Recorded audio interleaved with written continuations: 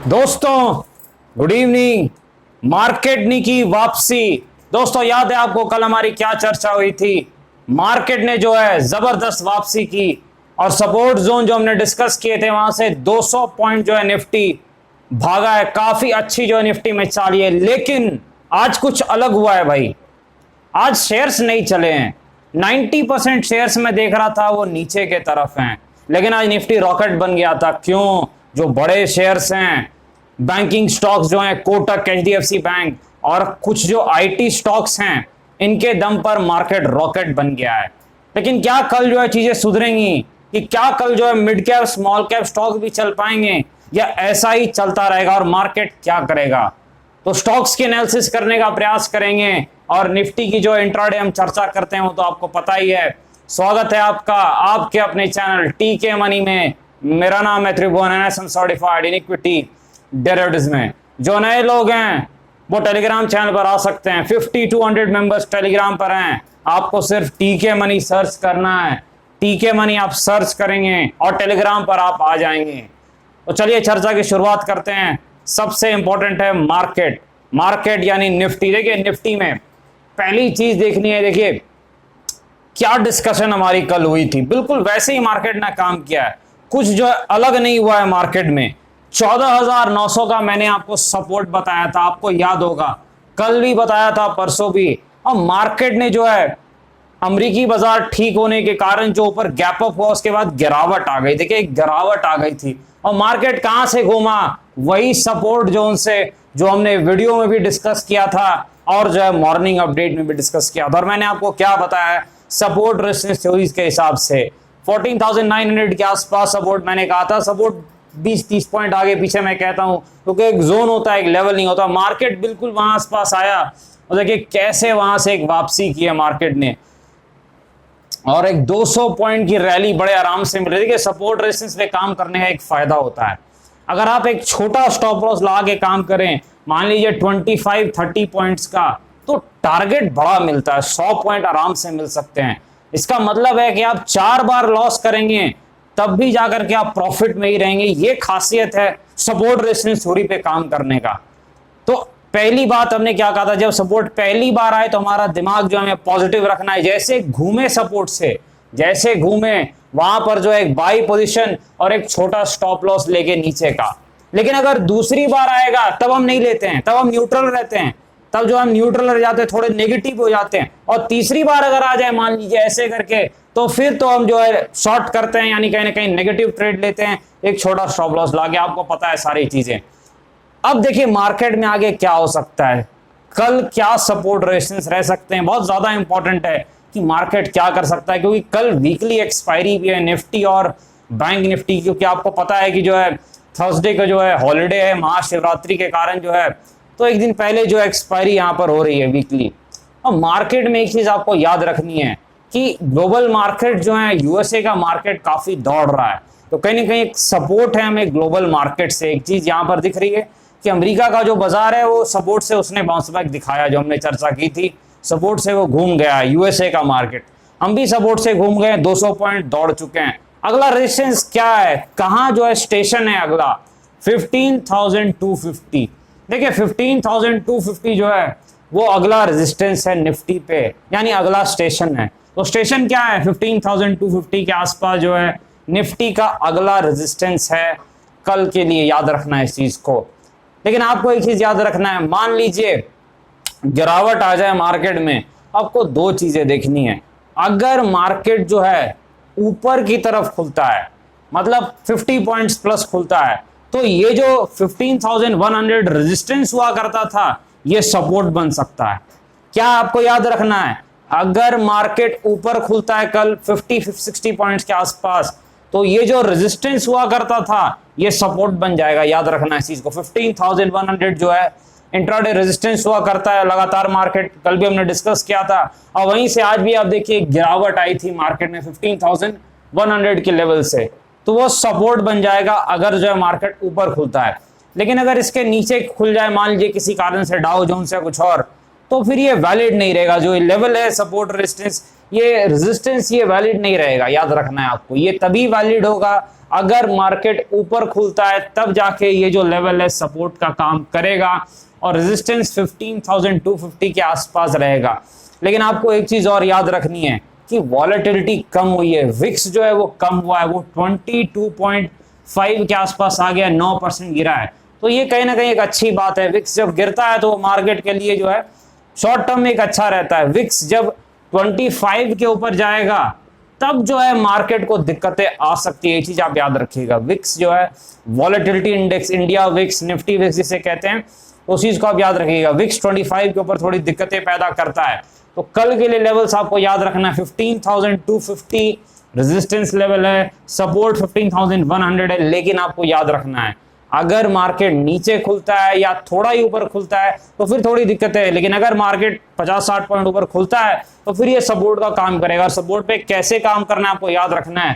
पहली बार जब सपोर्ट पे आए तो आपको देखना है सपोर्ट टूटना नहीं चाहिए, सपोर्ट टूटना नहीं चाहिए, सपोर्ट के आसपास ही मार्केट को घूमना चाहिए। तब ऐसे मार्केट जब घूमा तो जहां से घूमा ये स्टॉप लॉस होता है, 20 या 30 पॉइंट का स्टॉप लॉस अक्सर लगता है ऐसी स्ट्रेटजीज में। और फिर वहां से आप देखिए कहां तक जाता है, उसके बाद जो है टारगेट हमेशा 2 या 3 टाइम्स मिलता है। लेकिन अगर दूसरी बार आ जाए तो फिर आपको न्यूट्रल रहना है, यानी जब ये सपोर्ट के ऊपर अच्छे से घूमे तभी लेना है, और सपोर्ट टूट जाए तब तो खैर गिरावट बहुत तेज होगी सपोर्ट टूटने के बाद। तीसरी बार अगर सपोर्ट पे आ जाए मान लीजिए तो फिर तो तोड़ देगा सपोर्ट को, और फिर तो गिरावट जो है 75 to 90% टाइम पक्की रहती है, याद रखना है इस चीज को। यानी शॉर्ट यानी नेगेटिव करना है, बाई की तरफ ज्यादा ध्यान नहीं देना। आगे बढ़ते हैं, एसबीआई लाइफ के पास चलते हैं।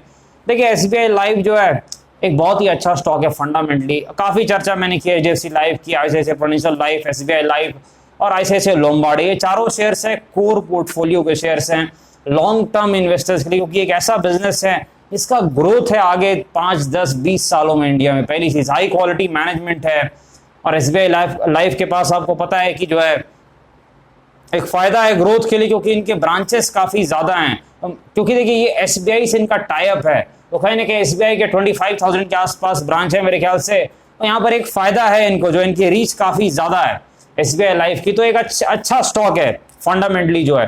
टेक्निकली आपको याद रखना है कहाँ सपोर्ट और रेजिस्टेंस है। देखिए सपोर्ट जो मेरे ख्याल से इसका नया है वो मेरे ख्याल से 875 के आसपास मेरे ख्याल से आप कह सकते हैं कि सपोर्ट है। हाँ 875, 900 जो सपोर्ट का काम कर सकता है।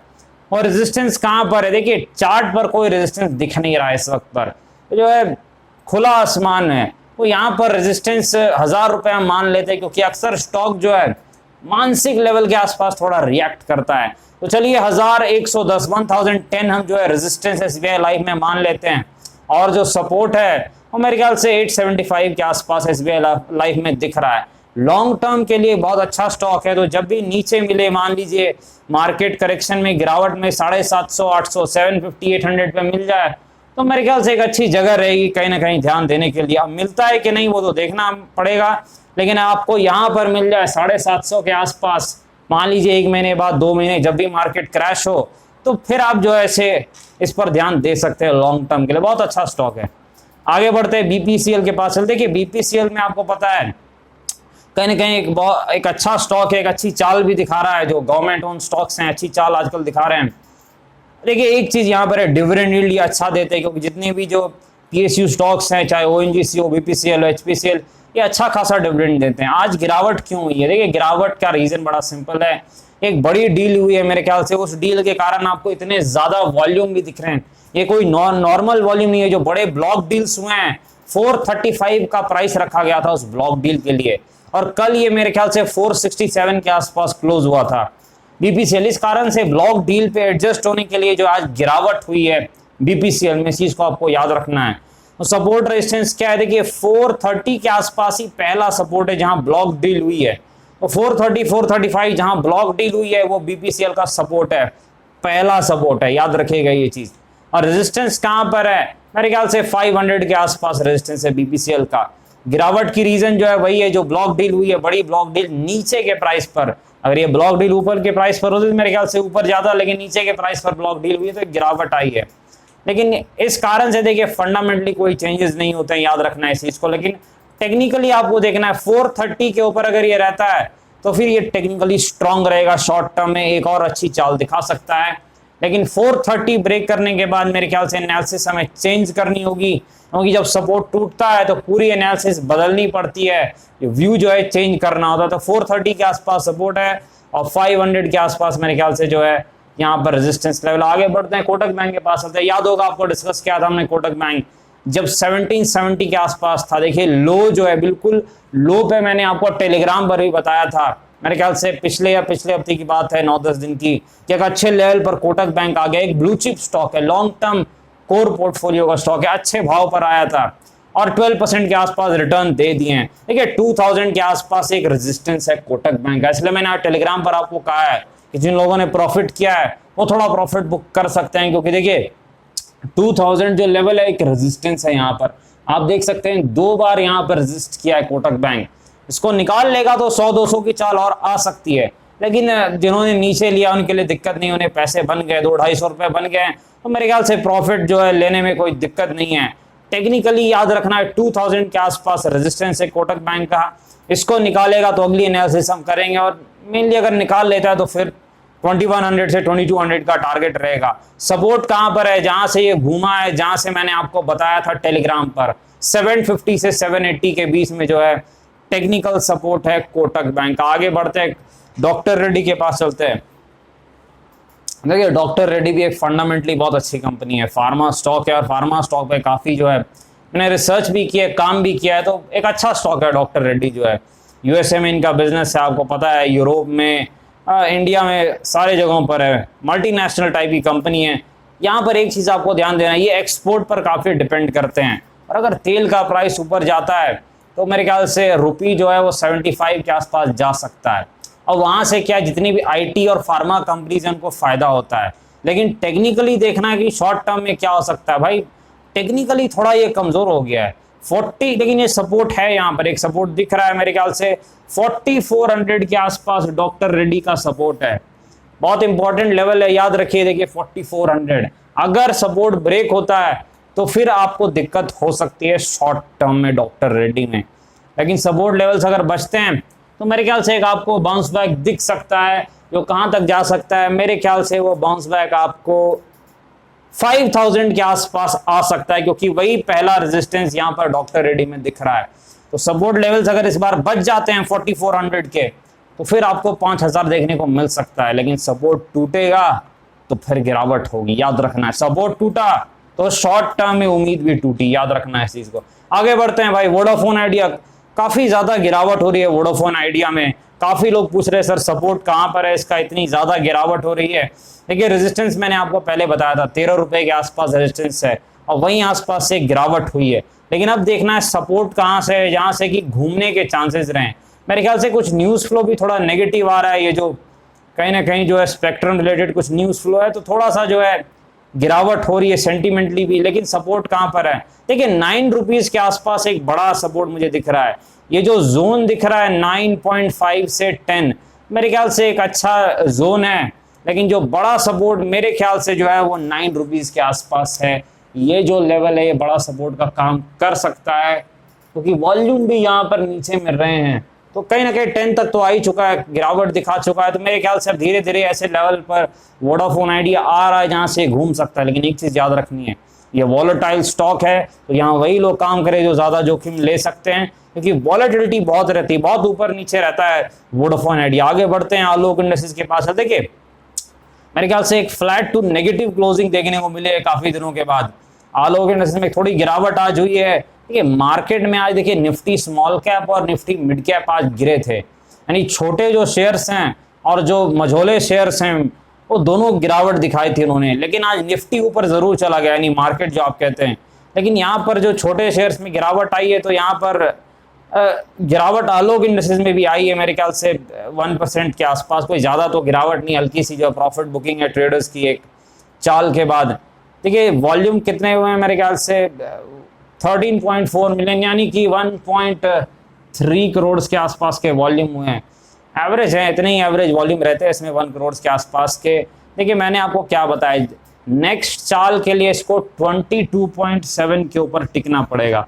इसके ऊपर अगर टिक गया तो फिर 27 तक जाने की क्षमता रखता है, याद रखिएगा। आलोक इंडस्ट्रीज अगर 22.7 के ऊपर टिक गया, रीजन क्या, देखिए बार बार वहां पे रेजिस्टेंस ले रहा है और नीचे आ रहा है। एक बार प्रयास किया लेकिन जो है गिरावट दिखा दी।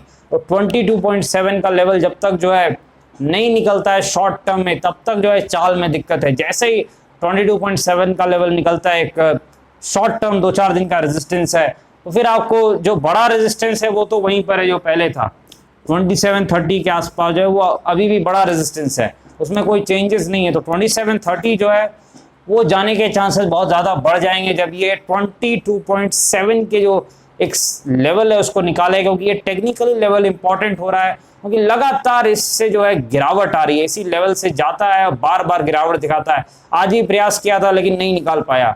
कहीं ना कहीं जो mid cap small cap shares में गिरावट आई तो ये भी गिर गया है। सपोर्ट कहाँ पर है, वही सपोर्ट, नया सपोर्ट मेरे ख्याल से 1920 के आसपास इसने बनाया है। इस लेवल के आसपास जो है नया सपोर्ट बनाया। डिस्क्लेमर पता है आपको, वीडियो एजुकेशनल और इन्फॉर्मेशन पर्पस के लिए कृपया अपने फाइनेंशियल एडवाइजर से बातचीत करके फिर बाजार में काफी जोखिम में ध्यान से काम करें। धन्यवाद।